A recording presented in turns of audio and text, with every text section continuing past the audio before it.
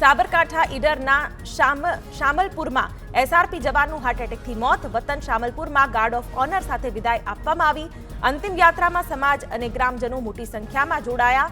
ગાંધીનગરના મગોડી SRP group 12માં ફરજ બજાવતા હતા કમલેશભાઈ. સુરતમાં પોન્ઝી સ્કીમનું કૌભાંડ ચલાવી કરોડોનું ફુલેકું ફેરવનાર આરોપીને ઝડપાયો. નાડી દોષના ફિલ્મના પ્રોડ્યુસર પ્રદીપ શુક્લાને સુરત ઇકોસેલ પોલીસે ફિલ્મી ઢબે ઝડપી પાડ્યો. 3,74,00,000ની ઠગાઈ મામલે અગાઉ પોલીસે તેના 4 જેટલા સાગરીતોની પણ ધરપકડ કરી હતી.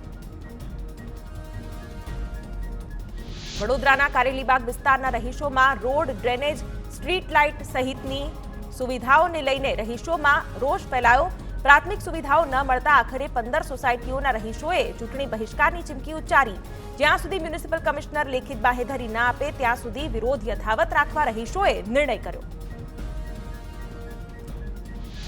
સુરેન્દ્રનગરના બાળા ગામે પાણીની માંગને લઈને મહિલાઓએ રામધૂન બોલાવી રોષ વ્યક્ત કર્યો. ભર ઉનાળે મહિલાઓએ તડકામાં ધૂન યોજી તળાવ ભરવાની તંત્ર પાસે માંગ કરી. 200થી વધુ મહિલાઓએ એકત્રિત થઈ નેતાઓ માટે પ્રવેશબંધી અને ચૂંટણી બહિષ્કારની પણ ચીમકી આપી.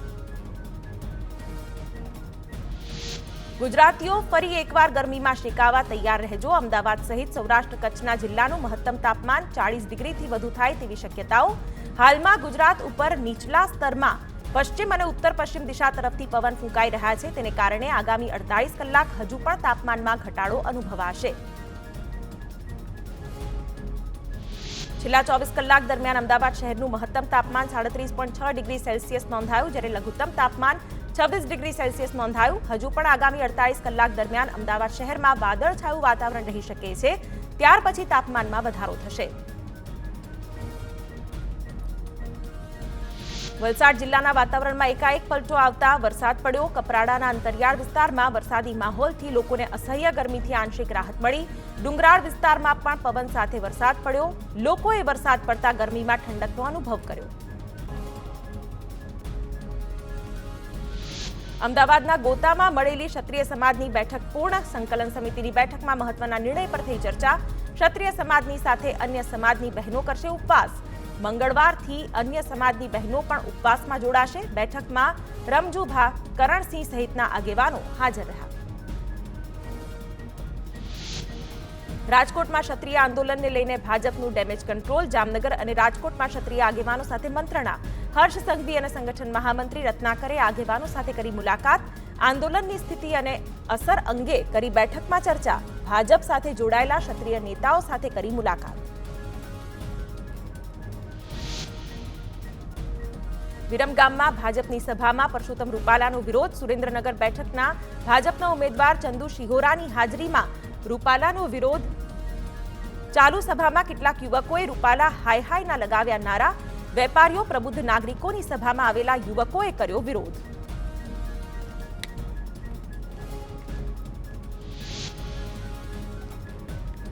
આણંદ જિલ્લામાં ભાજપ અને રૂપાલા વિરુદ્ધના લાગ્યા બેનરો. ભાજપે રૂપાલાની ટિકિટ રદ ન કરતા ક્ષત્રિય સમાજમાં ભારે આક્રોશ.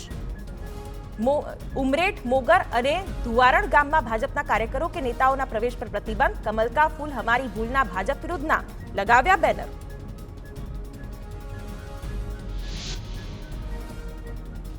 સાબરકાંઠામાં ભાજપના ચૂંટણી પ્રચાર કાર્યાલયનો રાજપૂત સમાજે કર્યો વિરોધ. પરસોત્તમ રૂપાલા હાય હાયના નારા સાથે કર્યો વિરોધ. કોંગ્રેસના નેતા, જિલ્લા પંચાયતના પૂર્વ વિરોધ પક્ષના નેતા પણ વિરોધમાં જોડાયા.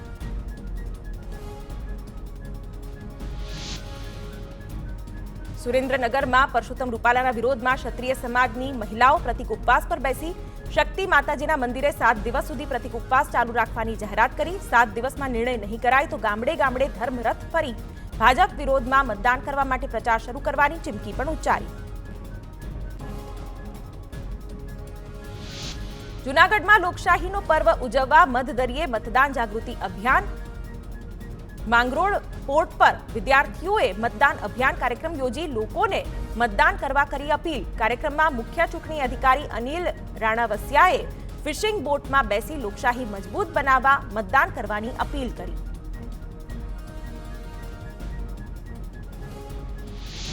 મહેસાણામાં ભાજપ અને કોંગ્રેસના નેતાઓ સામાજિક કાર્યક્રમના મંચ પર એક સાથે જોવા મળ્યા.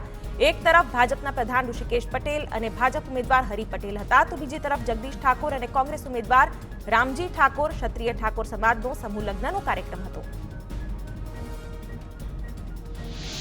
અમરેલીના કોંગ્રેસ નેતા વીરજી ઠુમ્મરનો કલેક્ટરને પત્ર. ભરત સુતરિયાએ જનતાના પૈસા ચાઉ કર્યા હોવાનો આરોપ લગાવ્યો. 7 કરોડથી વધુની રકમ બાકી હોવાના કારણે મિલકત જપ્ત કરવાની કાર્યવાહી સામે 4 કરોડમાં સેટલમેન્ટ કર્યાનો પણ આક્ષેપ.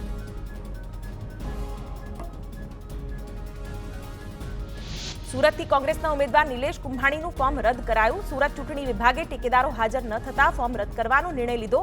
હાઈ વોલ્ટેજ ડ્રામા વચ્ચે ચૂંટણી ફોર્મ રદ થતા કોંગ્રેસે ભાજપ પર આક્ષેપો કર્યા. કુંભાણી સહિત 4 ઉમેદવારોના ફોર્મ રદ થયા.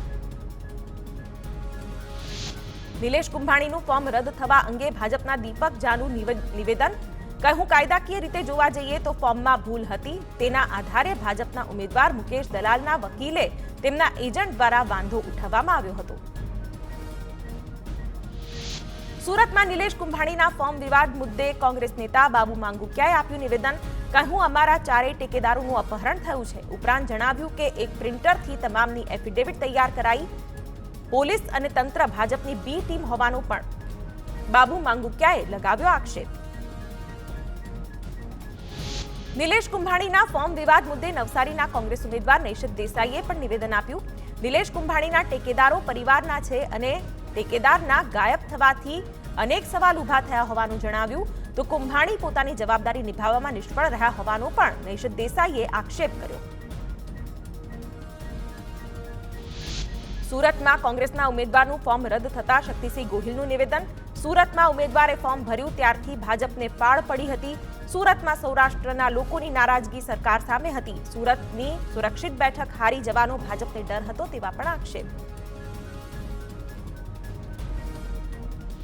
નિલેશ કુંભાણીના ફોર્મ મુદ્દે કોંગ્રેસ લીગલ સેલના સભ્ય અને હાઈકોર્ટના એડવોકેટ ઇકબાલ શેખે નિવેદન આપ્યું હતું.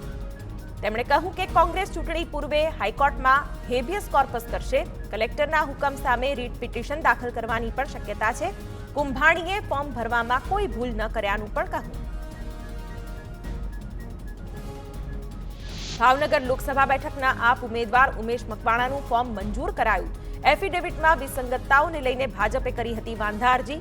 કલેક્ટરે ઉમેશ મકવાણાનું ઉમેદવારી ફોર્મ માન્ય રાખતા સમર્થકોએ ફટાકડા ફોડી ઢોલના તાલે ઉજવણી કરી. નિલેશ કુંભાણીના ટેકેદારોના અપહરણના આક્ષેપ પર ભાજપનો વળતો પ્રહાર. ભાજપ નેતા દીપક જોશીએ કહ્યું, ટેકેદારોનું અપહરણ કર્યું તે આરોપ પાયા વિહોણા છે. કોંગ્રેસ પોતાના ઉમેદવારોને જ સાચવી શકતી નથી. કોંગ્રેસની લીગલ ટીમ પર પણ સવાલ ઉઠી રહ્યા હોવાનો ભાજપે પ્રહાર કર્યો. અમરેલીના કોંગ્રેસ ઉમેદવાર જેની ઠુમ્મરનું ઉમેદવારી પત્ર મંજૂર કરાયું. ભાજપ કોંગ્રેસની દલીલો બાદ કલેક્ટરે મહત્વપૂર્ણ ચુકાદો આપતા ઉમેદવારી ફોર્મ માન્ય રાખ્યું. જેની ઠુમ્મરના સમર્થકોએ સત્યમેવ જયતેના નારા લગાવ્યા.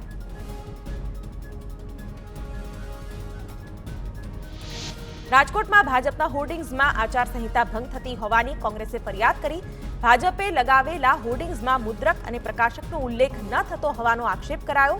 કોંગ્રેસે જિલ્લા કલેક્ટરને આવેદનપત્ર આપી ગેરકાયદેસર હોર્ડિંગ્સ દૂર કરવા માંગ કરી.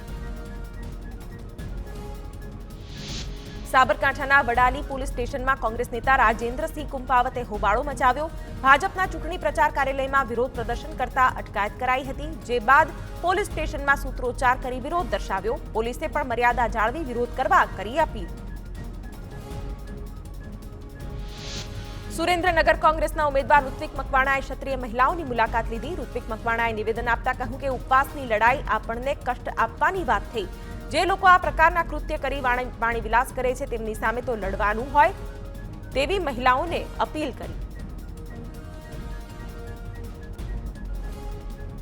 બનાસકાંઠામાં પૂર્વ એમએલએ રેખા ખાણેશના નિવેદન પર ગેનીબેન ઠાકોરે વળતો પ્રહાર કર્યો. સંપત્તિ તથા આવકને લઈને સવાલ ઉઠાવતા ગેનીબેને કહ્યું કે કોઈ પણ સ્ત્રીએ પદની મર્યાદામાં રહેવું જોઈએ. સાથે પહેલા હિસ્ટ્રી તપાસ્યા બાદ સ્ટેટમેન્ટ આપવા પણ કહ્યું. મહેસાણાના ભાજપ ઉમેદવાર હરિભાઈ પટેલ ભુવાજીના શરણે પહોંચ્યા. કોંગ્રેસના ઉમેદવાર બાદ ભાજપના ઉમેદવારે પણ ભુવાજીના આશીર્વાદ લીધા. મહેસાણાની શ્રીપાલ સોસાયટીમાં માતાજીની રમેણમાં હાજરી આપી હતી. હરિભાઈએ ભુવાજી પર પુષ્પ ચઢાવી આશીર્વાદ મેળવ્યા.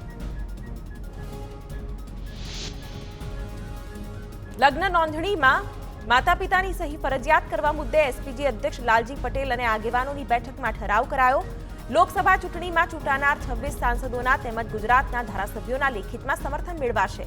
સરકારમાં ઉગ્ર રજૂઆત અને આંદોલન કરવાનો પણ નિર્ણય. રાજકોટના ધોરાજીમાં ગત 10 એપ્રિલે કાર અકસ્માતની ઘટના બની હતી. આ ઘટનામાં એક જ પરિવારના 4 લોકોના મોત થયા હતા. મૃતકોના પરિવારજનોને સહાય આપવા માટે મહેન્દ્ર પાડલિયાએ મુખ્યમંત્રીને કરી રજૂઆત. મુખ્યમંત્રીને પત્ર લખી કરી રજૂઆત. બોટાદના ગઢડા ગોપીનાથજી ટેમ્પલ બોર્ડની ચૂંટણીનું મતદાન શાંતિપૂર્ણ માહોલમાં પૂર્ણ. અંદાજે 50% જેટલું મતદાન થયું. આવતીકાલે સવારે 8 કલાકે થશે મતગણતરી. ગઢડા ગોપીનાથજી મંદિરના ટેમ્પલ બોર્ડની ચૂંટણીને લઈને 144ની કલમ લાગુ કરાઈ. 21 અને 22 એપ્રિલ 2 દિવસ મતદાન અને મતગણતરીને લઈને 144ની કલમ લાગુ. ગઢડા ગોપીનાથજી મંદિર પરિસરમાં તેમજ લક્ષ્મીવાડી ખાતે મતદાન મથક ઉપર ચુસ્ત પોલીસ બંદોબસ્ત. ગઢડામાં ટેમ્પલ બોર્ડની ચૂંટણીને લઈને આચાર્ય પક્ષના એસપી સ્વામીએ ચૂંટણી અધિકારી પર લગાવ્યો આક્ષેપ. મતદાન મથક પર વિડીયોગ્રાફીની મંજૂરી ન આપ્યાનો એસપી સ્વામીએ આક્ષેપ કર્યો. જ્યારે ડીવાયએસપીએ માહિતી આપી કે લક્ષ્મીવાડી ખાતેના મતદાન મથક પર ચૂંટણી અધિકારીની સૂચના મુજબ વિડીયોગ્રાફી કરાઈ રહી છે. ગઢડા ગોપીનાથજી ટેમ્પલ બોર્ડની ચૂંટણીમાં આચાર્ય પક્ષના શાસ્ત્રી ઘનશ્યામ વલ્લભજી સ્વામીએ આક્ષેપ કર્યા. ગ્રહસ્થ વિભાગના મતદાનમાં સાધુને એન્ટ્રી ન હોવા છતાં દેવ પક્ષના સાધુ અંદર પ્રચાર કરી રહ્યાનો આક્ષેપ કર્યો. ચૂંટણી અધિકારી વેચાઈ ગયાનો પણ આક્ષેપ કર્યો. ગઢડા ગોપીનાથજી ટેમ્પલ બોર્ડની ચૂંટણી મામલે ગોપીનાથજી મંદિરના ચેરમેન હરજીવન સ્વામીએ આપ્યું નિવેદન. કહ્યું ચૂંટણી પંચ દ્વારા મતદાનની કરવામાં આવી છે સુંદર વ્યવસ્થા. દેવ પક્ષ દ્વારા વિકાસના કામો કરવામાં આવ્યા હોવાનું પણ હરજીવન સ્વામીએ નિવેદન આપ્યું. વડોદરામાં ડભોઈના ચનવાડા ગામે ખાણ ખનીજ વિભાગે દરોડા પાડ્યા. ગેરકાયદેસર ખનનને અટકાવી 3 ટ્રક સહિત અંદાજે 35 લાખનો મુદ્દામાલ જપ્ત કર્યો. ખાણ અને ખનીજ વિભાગની કાર્યવાહીથી ભૂમાફિયાઓમાં ફફડાટ ફેલાયો. ગાંધીનગર પોલીસે દારૂની હેરાફેરીના અનોખા કિમિયાનો પર્દાફાશ કર્યો. 3 શખ્સો કોબા રોડ પાસે રિક્ષામાં પેસેન્જર તરીકે બેસીને સ્કૂલ બેગમાં દારૂ ભરીને હેરાફેરી કરતા હતા. 34,000ના દારૂ સહિત કુલ 40,000ના મુદ્દામાલ સાથે પોલીસે 3 શખ્સોને ઝડપ્યા. 3 શખ્સો અમદાવાદના રહેવાસી હોવાનું સામે આવ્યું. અમદાવાદના સરખેજ વિસ્તારમાં સગીરા સાથે દુષ્કર્મની ઘટના. પાપી યુવકે બળજબરીપૂર્વક દુષ્કર્મ ગુજાર્યું. આરોપી પરિણીત હોવાનું તપાસમાં ખુલ્યું. પોલીસે ગુનો નોંધી જેલના સળિયા પાછળ ધકેલ્યો આરોપીને. બનાસકાંઠામાં લાખણી પંથકની યુવતીનો વિડીયો એડિટ કરીને સોશિયલ મીડિયામાં વાયરલ કરનારની સાયબર ક્રાઇમ પોલીસે કરી ધરપકડ. આરોપી વિક્રમ ઠાકોરની કરાઈ ધરપકડ. ભાભર તાલુકાના મીઠા ગામના આરોપીની ધરપકડ કરી વધુ તપાસ હાથ ધરી. વડોદરામાં સમા છાણી કેનાલ પર સોલાર પેનલ સાફ કરતા કેનાલમાં પટકાતા યુવકનું મોત થયું છે. કંપની પરિવારને વળતર ન ચૂકવે ત્યાં સુધી મૃતદેહ ન સ્વીકારવાનો નિર્ણય. મૃતદેહને એસએસજી હોસ્પિટલના કોલ્ડ રૂમમાં રખાયો. અગ્રવાલ સમાજના લોકો થયા એકત્રિત. સુરતમાં ઝડપાયેલ નકલી અંડરકવર એજન્ટ 2 દિવસના રિમાન્ડ પર ધકેલાયો. આરોપી ગોપાલ દેસાઈની જૂનાગઢથી કરાઈ હતી ધરપકડ. અડાજણના હોટેલ સંચાલક સાથે 28 લાખની છેતરપિંડી આચરી હતી. રિમાન્ડ દરમિયાન અન્ય કેટલા લોકોને છેતર્યા છે તેને લઈને પણ પૂછપરછ. સુરેન્દ્રનગરના મેમકા ગામે જુગારધામ પર વઢવાણ પોલીસે રેડ કરી. ભોગાવો નદીના કાંઠે રામાપીરના મંદિર પાસે જુગાર રમતા હોવાની પોલીસને મળી હતી બાતમી. દરોડા દરમિયાન 8 જુગારીઓને પકડી પોલીસે વધુ કાર્યવાહી હાથ ધરી છે. કચ્છના અબડાસાના કડુલી રાપરગઢમાં પવનચક્કીમાં આગ લાગી. ગામના સીમાડામાં આવેલી પવનચક્કીમાં આગ લાગી. પવનચક્કીની પાંખના આગના કારણે જમીનદોસ્ત થયા.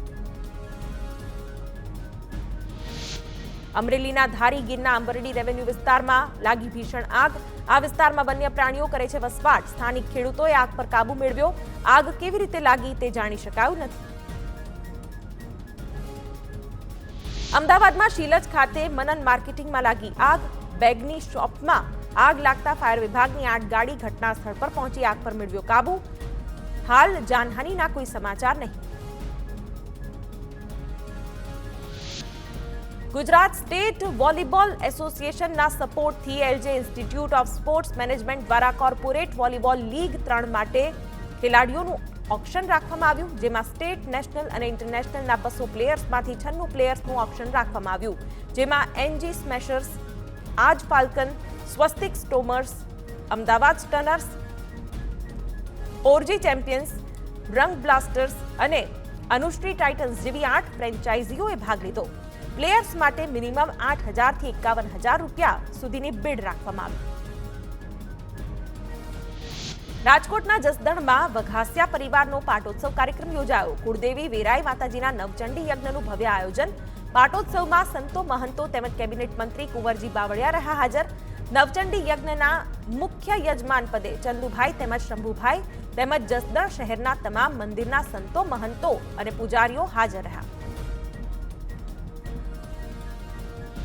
બનાસકાંઠાના દાતા અંબાજી માર્ગ પર પદયાત્રીઓનો પ્રવાહ વધ્યો. ચૈત્રી પૂનમને લઈને માઈ ભક્તોની પદયાત્રા. સંઘ સાથે જય અંબેના નાદ સાથે દાતા અંબાજી માર્ગો ગુંજી ઉઠ્યા. યાત્રિકો પદયાત્રા કરી માં અંબાના કરશે દર્શન.